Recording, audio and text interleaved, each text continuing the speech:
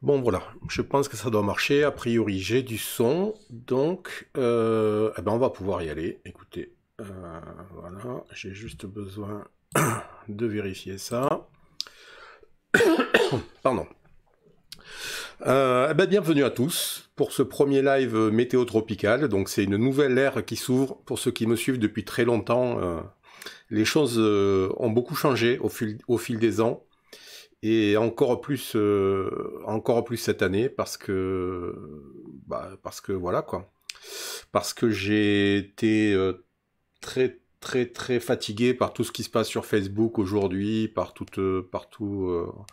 entre guillemets le bordel qu'il y a aujourd'hui sur Facebook, cette espèce d'agressivité permanente dès qu'on aborde un sujet. D'actualité, on peut plus aborder un sujet, quoi, parce que de suite, on se fait sauter à la gorge par ceux qui sont pour, par ceux qui sont contre. Enfin voilà. Donc Facebook, pour moi, c'est de l'histoire ancienne dorénavant. Ça a peu de chances de revenir parce que j'ai fait le tour, je pense aujourd'hui. Et donc voilà. Donc ce premier live, je vais le séparer en 3 parties en fait. Donc une première partie où je vous expliquais un petit peu mon fonctionnement pour cette saison. Une deuxième partie où on va faire un petit tour du site, puisque c'est devenu la pièce centrale en fait de toute ma communication sur la météo. Et une troisième partie où je vais essayer de vous donner quelques idées sur comment vous organiser en fonction des informations que vous recevez durant la période cyclonique. Comment classer ces informations, les trier, quelle valeur leur donner et quel comportement avoir en fonction de la valeur de ces informations. Donc ça sera le gros morceau. Euh, donc voilà. Alors, première chose, dites-moi sur le chat si vous m'entendez bien, s'il y a des problèmes de son, s'il y a quoi que ce soit. Je sais pas si j'ai parfaitement réglé le débit, donc il peut y avoir un peu de coupure, c'est la première. Comme je l'enregistre, je verrai un petit peu ce qui va se passer, et ça me permettra comment dire, de faire quelques modifs pour le prochain live. Donc pour commencer, le fonctionnement, comment je vais interagir avec vous cette saison. Alors, ah bon, ok, donc le son est bon, c'est bien. Donc cette saison, en fait, comme vous l'avez vu, je vais plus communiquer sur Facebook comme je le faisais, c'est-à-dire qu'il va plus y avoir d'analyse sur Facebook, voilà. Par contre, la présence que j'ai sur Facebook, elle est automatisée. C'est-à-dire, dès que je poste quelque chose sur le site, automatiquement, ce post est partagé sur Facebook, sur la page, sur le groupe et sur mon compte perso. Donc du coup, voilà. Mais ne laissez pas de commentaires parce que j'y réponds pas, parce que je ne vais plus sur Facebook. Je vois qu'il y a un petit bug sur le... Je sais pas pourquoi. Ah oui, ça y est, c'est revenu.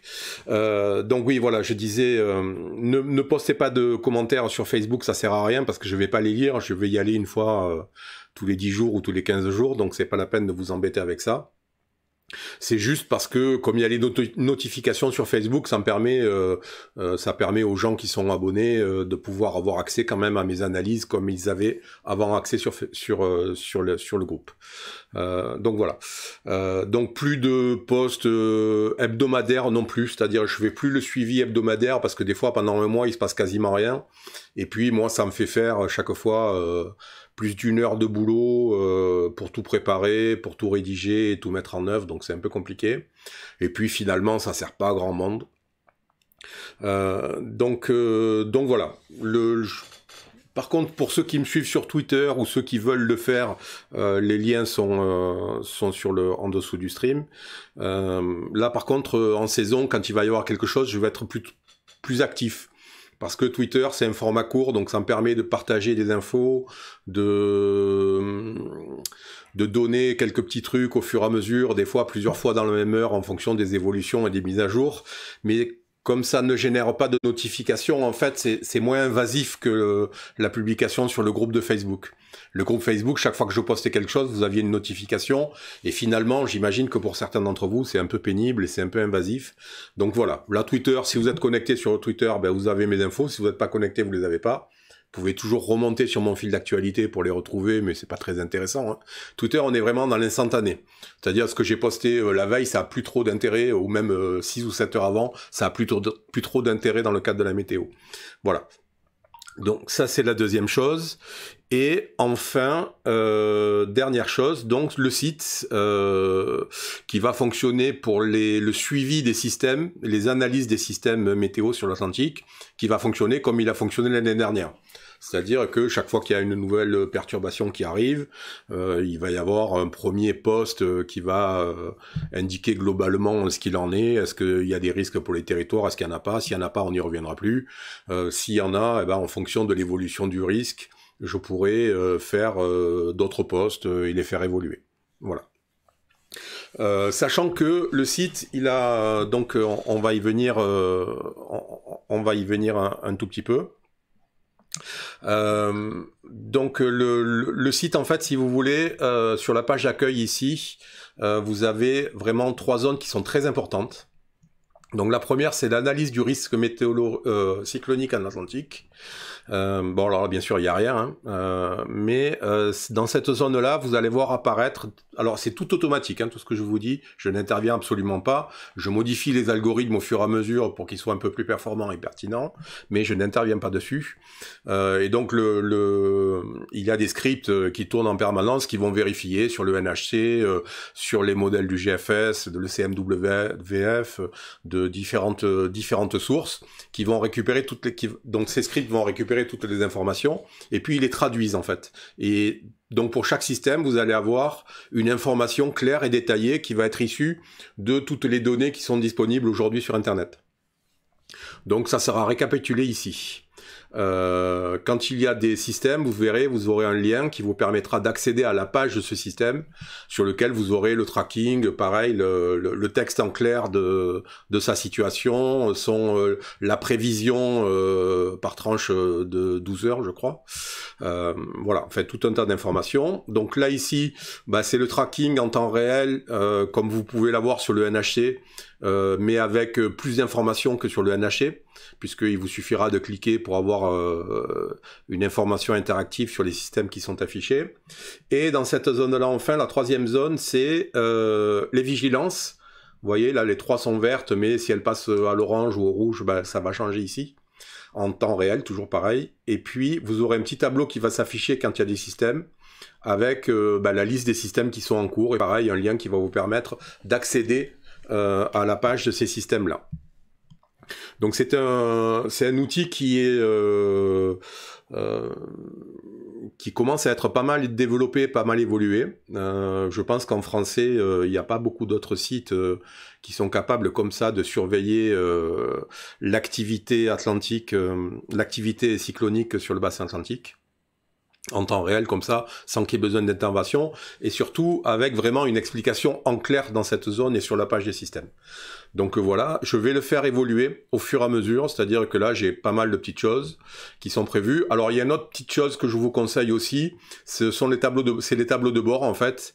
Donc si on va sur toute, vous allez voir, on a un accès direct à la Martinique, à la Guadeloupe, à Saint-Martin et Saint-Barthélemy bien sûr, mais on peut aussi avoir un accès à une carte qui va afficher tous les spots qui sont gérés par le site avec une prévision locale. D'accord? Donc si vous êtes au Texas, si vous êtes au Mexique ou ailleurs, vous allez pouvoir sans problème accéder à toutes les informations. Donc on va venir sur la Martinique par exemple. Voilà, donc on va afficher le tableau de bord météorologique pour la Martinique. Donc ça c'est pareil, c'est un outil qui se met à jour bien sûr en temps réel. Il n'y a pas d'intervention de ma part. Donc vous voyez, voilà, vous avez différents spots sur l'île sur lequel vous pouvez basculer. Donc le risque cyclonique, c'est le même que celui que vous avez en page d'accueil. Vous avez aussi donc les territoires qui sont éventuellement menacés dans des cônes d'incertitude. Donc par exemple, si le cône d'incertitude du NHC touche la Martinique, ça sera indiqué ici, et tous les autres territoires. Vous avez l'évaluation du risque à 120 heures, c'est-à-dire à 5 jours. Donc vous voyez, le vent maxi, pour le Lamentin, on parle bien. Le vent maxi est de 15 nœuds, les rafales maxi de 17 nœuds.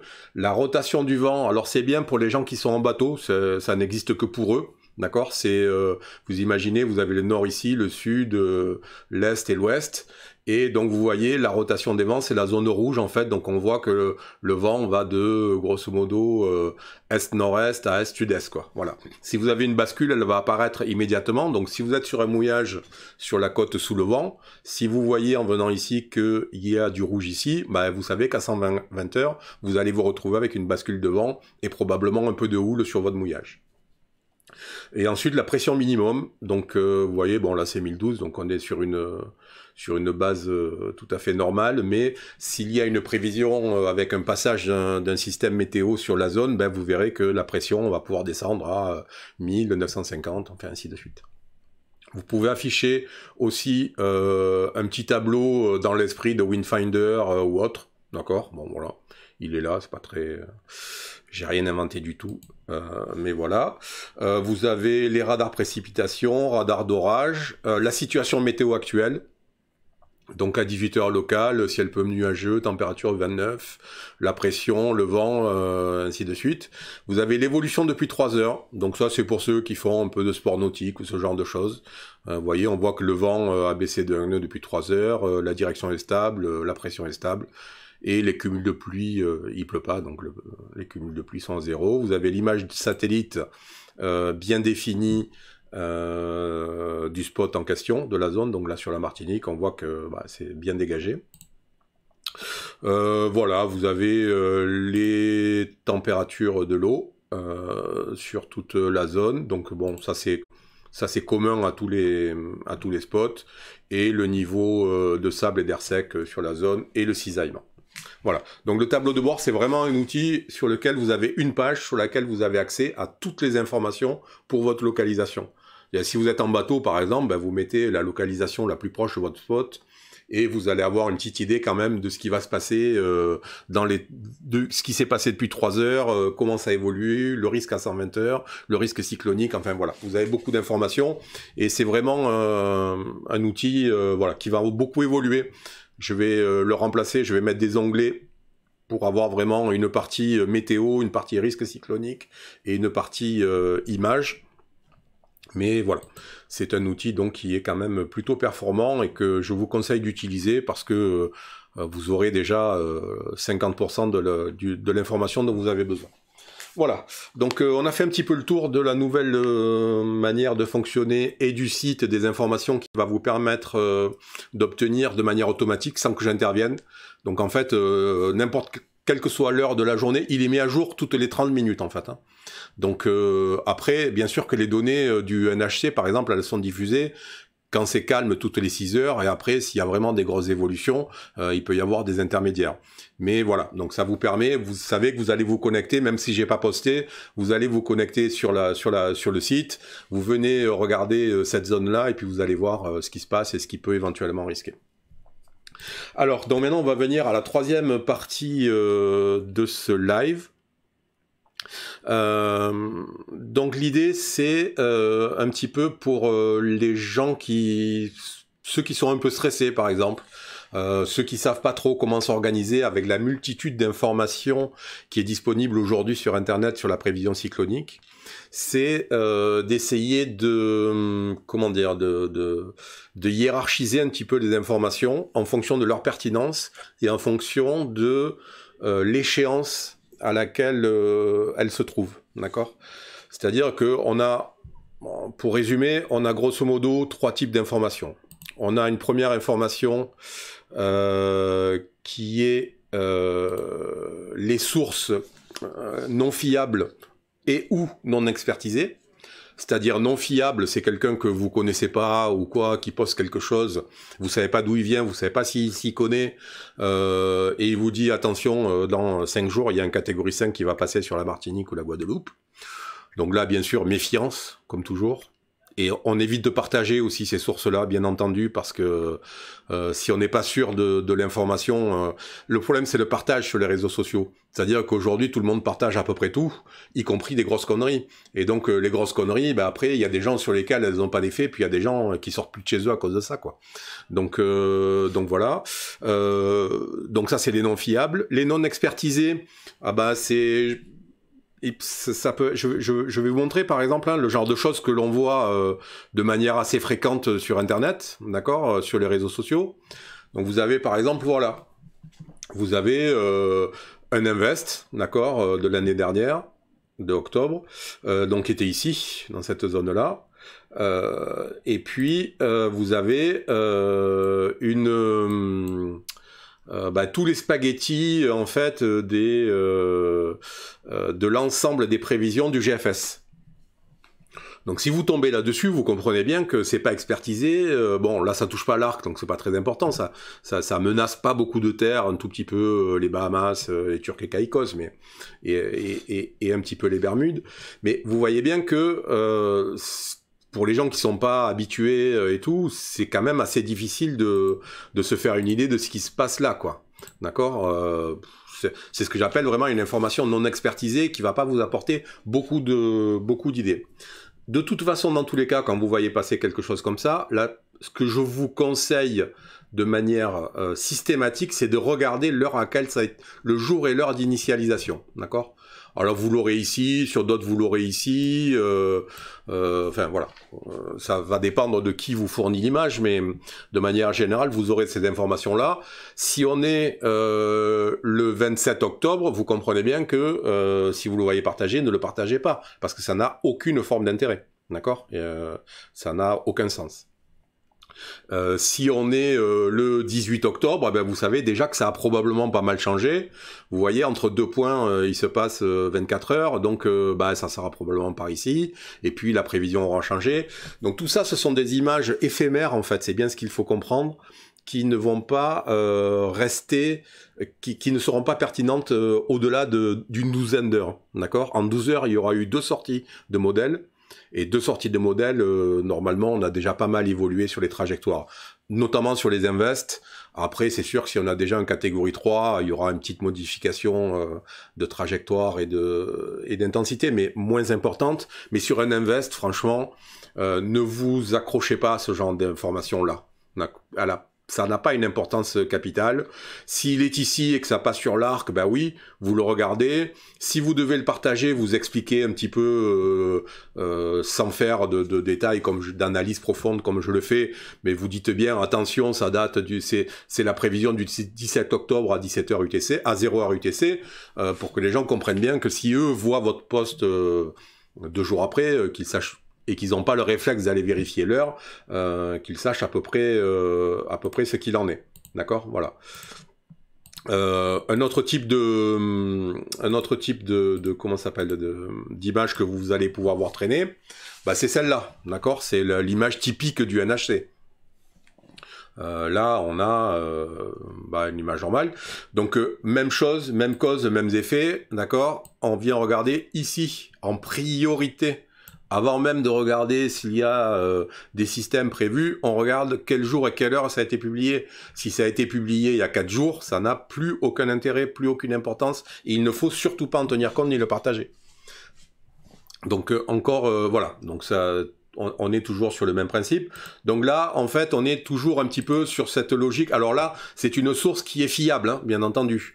Celle que je vous ai montrée avant est fiable aussi, puisque c'est des sorties de modèles, mais elles sont celle d'avant n'est pas expertisée, celle-là a moins besoin d'expertise, parce que si vous êtes en effet le 19 août 2020 à 8h du matin, vous savez que cette situation-là, vous n'avez pas besoin de beaucoup plus d'explications. Si vous cliquez dessus, vous allez en avoir une. Si vous allez sur mon site que vous cliquez, vous allez en avoir encore un petit peu plus.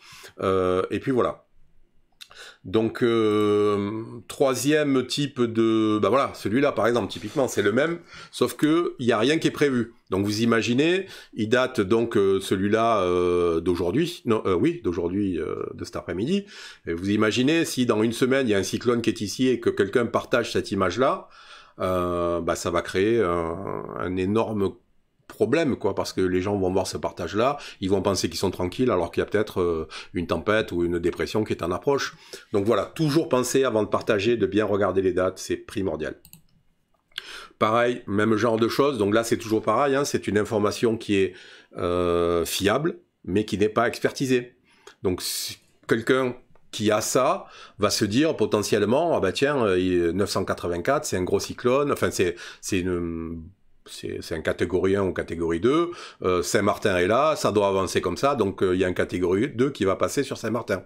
C'est pas ce qui s'est passé, hein, je vous rassure de suite, puisque aucun ouragan n'a touché l'Arc-en-Ciel l'année dernière. Donc vous voyez bien que cette prévision du 19 août 2020, bah, elle était une prévision de 72 heures, ça veut dire que quand elle a été affichée, le système était à peu près ici, d'accord, voilà, admettons par là.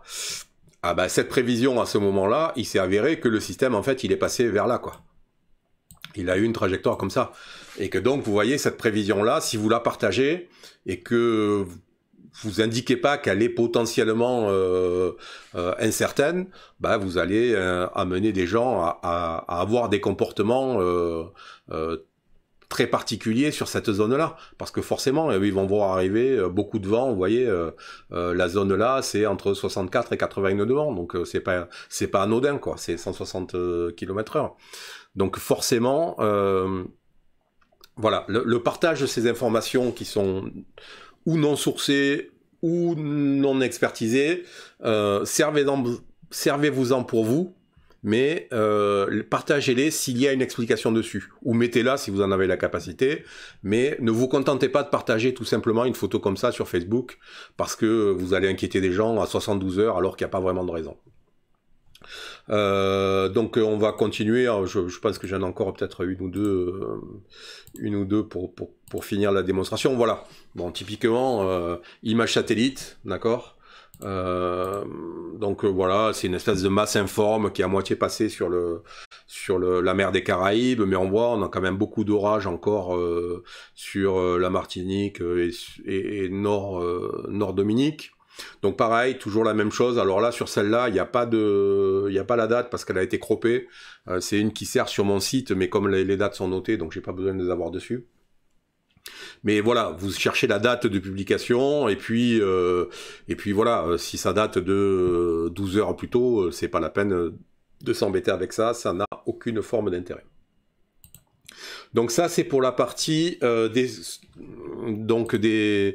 sources non fiables ou non expertisées. On a ensuite un deuxième type, donc celles-là, elles servent vraiment d'information à moyen long terme. En dehors du NHC dont je vais parler maintenant, ne prenez pas de décision sur ce type d'information-là, parce que ça, la plupart du temps, ça en vaudra pas la peine.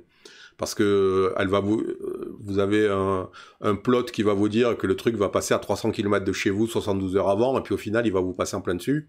Donc vous avez prévu un pique-nique, vous n'avez plus regardé la météo, et puis vous allez vous retrouver un petit peu dans l'embarras, ou inversement, vous pensez qu'il y a un cyclone ou un ouragan qui va vous passer dessus, vous clouez des bois, des planches sur vos fenêtres, et puis il se passe rien, et puis personne n'en a rien cloué, parce qu'au final, il s'est rien passé. Donc voilà, c'est pas la peine d'aller rentrer là-dedans. Donc par contre après on a une deuxième type de sources, donc ce sont les sources de moyen terme étrangères. Alors là c'est typiquement lié au NHC et tous les sites qui vont avec, d'accord, c'est-à-dire vous avez dans les sites qui vont là, vous avez donc le NHC, le site de la Navy, le NRL, vous avez par exemple le site de Levi Cowan, donc Tropical Tidbits.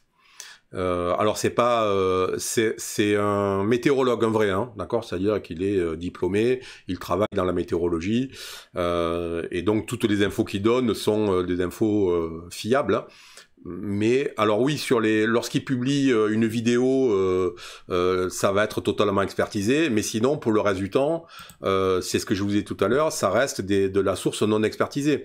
Si vous venez regarder la prévision d'un modèle, ben voilà, vous allez avoir une image comme celle-là qui va pas forcément vous avancer beaucoup finalement, d'accord. Donc si vous avez une bonne connaissance de ces choses-là, c'est un site qui est extrêmement intéressant. Moi, c'est ma bible clairement. Maintenant, si vous n'avez pas les compétences pour l'utiliser, n'allez pas perdre votre temps dessus, ça va pas vous apporter grand-chose. Donc dans les sources de moyen terme étrangères très fiables et expertisées, bien entendu, au centre de tout, il y a le NHC. Donc le NHC, on va dire, ça va commencer à devenir intéressant à 120 heures à peu près, d'accord? puisque il ne publie pas de prévision au-delà de 120 heures.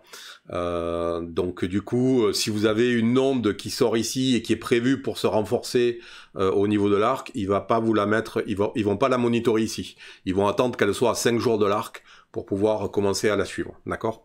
De manière générale, voilà, c'est toujours comme ça. Vous verrez, dans tous les cas, on est sur une logique de 120 heures max de prévision. Vous avez la même chose sur les comptes d'incertitude. D'accord, si bon, j'ai pas d'image là sous la main, mais si vous avez un cyclone qui est nommé et qui est sur le bassin, vous verrez que le compte d'incertitude s'arrête à 5 jours. Il va pas au-delà. D'accord, voilà. Donc sur les 5 derniers jours, le NHC est un site incontournable. Parce que c'est lui qui donne le là pour tout ce qui se passe sur le bassin atlantique. Donc c'est lui qui décide quand on nomme un invest, c'est lui qui décide, enfin quand on suit un invest, quand on nomme une dépression en tempête, quand on la fait basculer en ouragan, catégorie 1, catégorie 2, ainsi de suite. C'est lui grosso modo qui détermine les zones de risque cyclonique ou de houle ou de voilà d'inondation.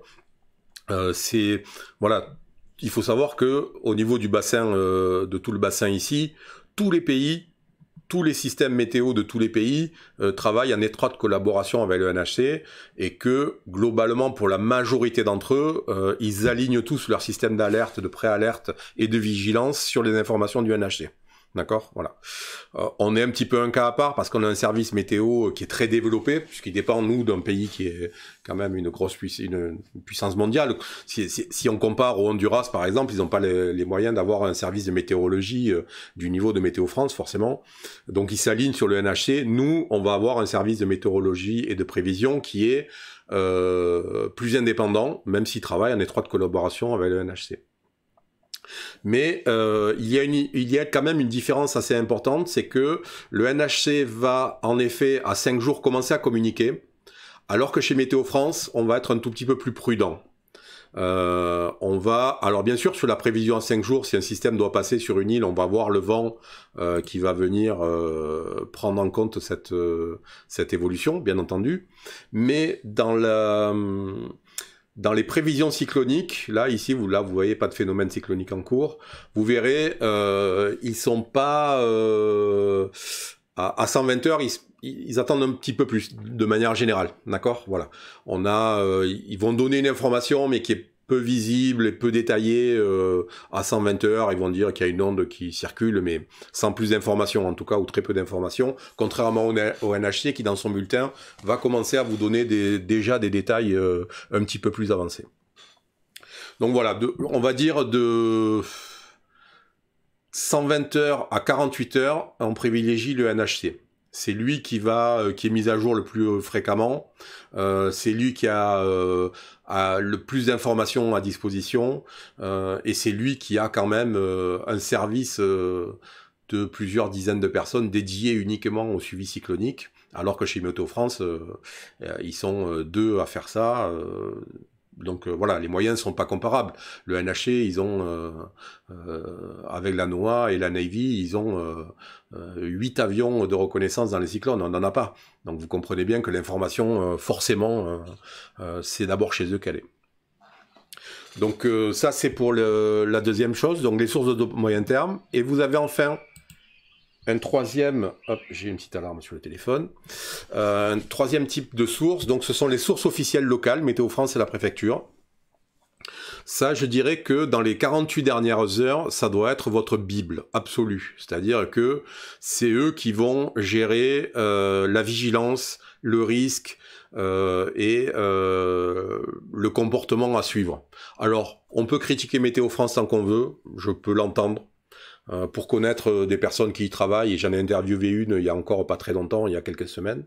C'est des gens qui font ce qu'ils peuvent avec les moyens qu'on leur met à disposition. C'est pas Météo France en métropole, hein, c'est pas des grosses unités de prévision avec des dizaines de personnes. Météo France à Fort-de-France, c'est pas grand chose quoi. Hein, le site de Météo France. Après il y a le site opérationnel à l'aéroport où il y a encore c'est autre chose. Mais globalement, voilà, c'est pas non plus, c'est pas le NHC, quoi. Donc on peut aussi être indulgent et dire que ils font ce qu'ils peuvent avec les moyens qu'ils ont. Techniques, ils ont des moyens qui sont énormes parce que les modèles aujourd'hui de prévision de Météo France, notamment le modèle AROM maille fine sur les Antilles est très très performant à 36 heures, mais il est très performant. Donc ils ont les moyens techniques, mais en termes humains, c'est un petit peu compliqué. Et puis il faut savoir que Météo France, contrairement au NHC, ils sont le cul entre deux chaises parce que eux, ils ont de l'information météo pure. Et puis en face d'eux, ils ont la préfecture. Et la préfecture, elle a des impératifs qui peuvent être assez différents. Par exemple, la préfecture, elle peut estimer que finalement, on passe pas forcément en vigilance aujourd'hui à 10 heures du matin, même si on pouvait penser que ça se justifierait. Tout simplement parce que aujourd'hui à 8 heures du matin, les gens sont commencés à partir travailler, il y a les enfants qui sont à l'école, on va pas les faire rentrer chez eux maintenant. Donc, ce qui fait que ça explique des bugs qu'il y a chez Météo France. Par exemple, je me rappelle une année, à Rivière-Pilote en Martinique, grosse inondation, il y a des gens qui avaient de l'eau jusqu'à mi-hauteur des fenêtres quasiment, et on n'était pas encore passé en vigilance jaune, parce que l'ancien préfet était très rigide à propos de ça. Donc voilà, Météo France n'est pas non plus décisionnaire complètement de toute la partie prévention, pré-alerte, alerte et vigilance, et ils sont obligés de composer avec la préfecture, ce qui forcément amène des attentes et des contraintes qui sont pas les mêmes, puisque la préfecture a des contraintes économiques et autres de fermeture d'aéroports, enfin tout plein de choses. Voilà. Donc on suit Météo France dans les 48 dernières heures parce que c'est eux qui prennent le dessus, parce que comme je vous l'expliquais, à 48 heures, vous avez le modèle AROM à maille fine. Donc pour vous donner une idée, les modèles globaux comme le GFS, c'est des mailles de 25 km de côté. Vous avez le modèle Euro qui a des mailles plus fines, qui descendent en dessous de 10 km. Et puis vous avez AROM DOM qui a des mailles de 2 km et demi de côté. Donc forcément, en termes de prévision locale, ils sont bien meilleurs que le NHC et que tous les autres, parce qu'ils ont un modèle qui est dédié à cette zone-là, contrairement aux autres. Donc voilà, les 48 dernières heures, on se préoccupe de Météo France, on écoute la préfecture. Donc sur les réseaux sociaux, ils communiquent beaucoup, c'est une nouveauté depuis quelques années. Il y a encore 5-6 ans, la préfecture ne communiquait pas sur ces sujets, ou très très peu. Aujourd'hui, il y a des personnes, des community managers qui s'occupent des réseaux sociaux de ces administrations et qui postent. Météo France poste beaucoup maintenant. Voilà, Météo France aussi a évolué.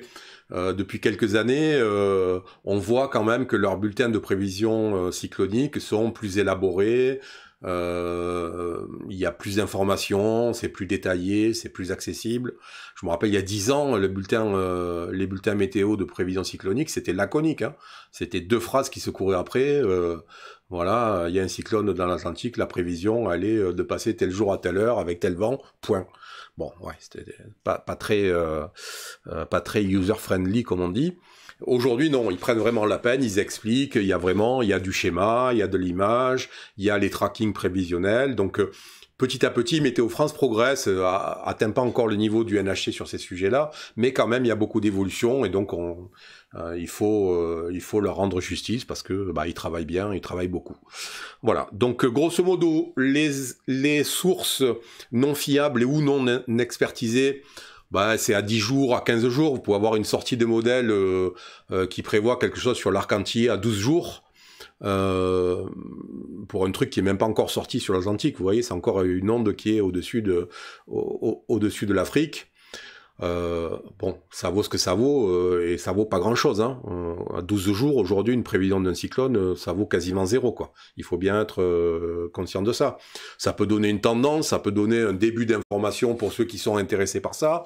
Mais si vous n'êtes pas intéressé par ce type de choses, en tout cas pas scientifiquement, et que vous êtes intéressé uniquement pour votre vie, ici et ce que ça va impliquer sur votre vie, ne perdez pas de temps avec ça. La prévision à plus de 6 jours, de toute façon, elle n'a pas beaucoup d'intérêt. D'accord. La durée moyenne de traversée d'un système sur l'Atlantique pour arriver jusqu'à l'arc antillais, c'est 5 jours pour les très rapides et 8-9 jours pour les lents, quoi. Après, il y en a des très très lents ou des très très rapides, mais grosso modo, on est dans cette fourchette-là.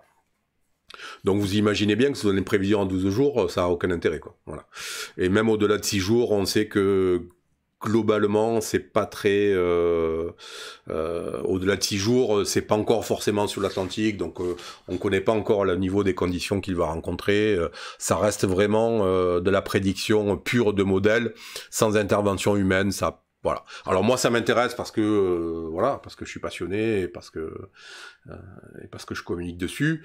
Mais si votre seul truc c'est de savoir est-ce que vous devez poser des planches sur vos fenêtres pour un cyclone ou élaguer vos cocotiers ou nettoyer vos gouttières, ne vous fiez pas à une prévision à 7 ou 8 jours, hein, ça n'a pas d'intérêt. Donc voilà, les sources non fiables, donc on est sur du long terme et pour de l'information, on va dire, de tendance uniquement, et encore, c'est même pas de la tendance, c'est vraiment, c'est de l'information quasiment de science-fiction, je dirais. Les sources de moyen terme, donc là c'est le NHC essentiellement, donc à partir de 5 jours, quand on est dans une zone menacée, il faut se connecter au site du NHC au moins une fois par jour, d'accord, pour voir l'évolution à partir de 5 jours. Et à partir de 48 heures, on va doubler le site du NHC avec celui de Météo France. On va regarder l'évolution sur le NHC parce qu'elle est plus facile d'accès. Vous arrivez sur la page, vous l'avez. Météo France, il va falloir faire 2 clics pour arriver sur la bonne information. C'est un peu plus long. Et puis, bon, je trouve personnellement que la carte du NHC est beaucoup plus visible. Elle est vraiment, c'est très net. On a un fond de cartographie. Et on a du rouge ou du jaune ou du orange. Donc tout est très clair, tout est parfaitement. Sur Météo France, on a un fond qui est un fond d'image satellite. Des lignes fines, donc bon, des fois sans lunettes, il faut vraiment un peu plisser les yeux pour arriver à voir ce qu'il y a, les informations qui sont notées. Donc voilà, de 48 heures jusqu'à l'échéance de passage, on va regarder tous les jours le NHC et tous les jours ou 2 fois par jour aller faire un petit tour sur Météo France, qui va notamment Météo France. L'intérêt à ce moment-là, c'est que on a la vigilance météo qui apparaît. D'accord. C'est-à-dire, c'est là que ça devient important. Tant qu'on est en vert, on peut se contenter de venir qu'une fois par jour. Dès qu'on va commencer à passer en jaune, il va falloir venir au moins 2 fois par jour. Au moins une fois le matin, une fois le soir. D'accord. Voilà. Donc voilà, c'était un petit peu pour vous faire une récap et pour vous expliquer comment, de quelle manière vous avez comment dire, vous devez vous organiser vis-à-vis de ça. Si vous donnez la même valeur à toutes les informations que vous croisez sur les réseaux sociaux, vous allez devenir fou. Parce que c'est ingérable, en fait. Parce que y a aujourd'hui des dizaines de pages, des dizaines de groupes, des dizaines de gens, y compris moi. Et c'est aussi pour ça que je suis parti de Facebook, parce que il arrive un moment où j'ai pas trop envie d'être comparé ou assimilé à des pages qui ne publient quasiment que pour le buzz, quoi, qui cherchent pas l'idée scientifique et la compréhension, mais qui postent tout et n'importe quoi histoire de faire de la vue, du clic et de l'abonnement. Donc voilà, il y a trop de choses aujourd'hui, donc vous pouvez pas tout prendre en compte, vous êtes obligé de hiérarchiser. D'accord, voilà. Un post de quelqu'un que vous connaissez pas, qui affiche une image satellite ou un plotter ou n'importe quoi, une sortie de modèle à 10 jours. Enfin, zappez, en tout cas ne partagez pas parce que ça n'a pas d'intérêt. Vous jetez-y un coup d'œil pour avoir une information, mais zappez vite, quoi. Voilà, d'accord. Par contre, dès que vous allez vous connecter sur le site du NHC et que vous avez une information sur un système qui peut potentiellement menacer votre localisation, alors là, oui. Bien entendu, vous commencez à y prêter attention. Vous pouvez commencer à partager. Et voilà. Et ensuite, donc, quand vous avez toujours un système qui menace votre localisation et qu'on rentre dans les 48 dernières heures, alors là, c'est Météo France, la préfecture, et toujours le NHC, bien sûr. Parce que Météo France et la préfecture vont vous donner les vigilances locales, éventuellement la préfecture, les centres d'accueil si vous vivez dans une petite cabane en bois au bord de la plage, et tout un tas de choses, quoi. Voilà. Donc voilà, il faut impérativement que vous hiérarchisez ces informations sur les réseaux sociaux, parce que là, je crains que cette année, ça devienne vraiment encore pire, et que Covid aidant, et comme je disais tout à l'heure, toute cette opposition entre des visions très différentes de la vie, de la société, finalement, ça va se traduire aussi sur la saison cyclonique. C'est-à-dire qu'on va se retrouver avec les très optimistes qui vont être opposés aux très pessimistes et qui vont finir par s'insulter sur les réseaux sociaux.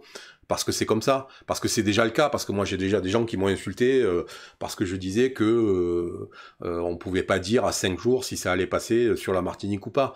Et quelqu'un est venu me dire non mais ça va passer, j'en suis sûr. Ouais ben non quoi en fait, non. Parce qu'à 5 jours, on ne peut pas en être sûr.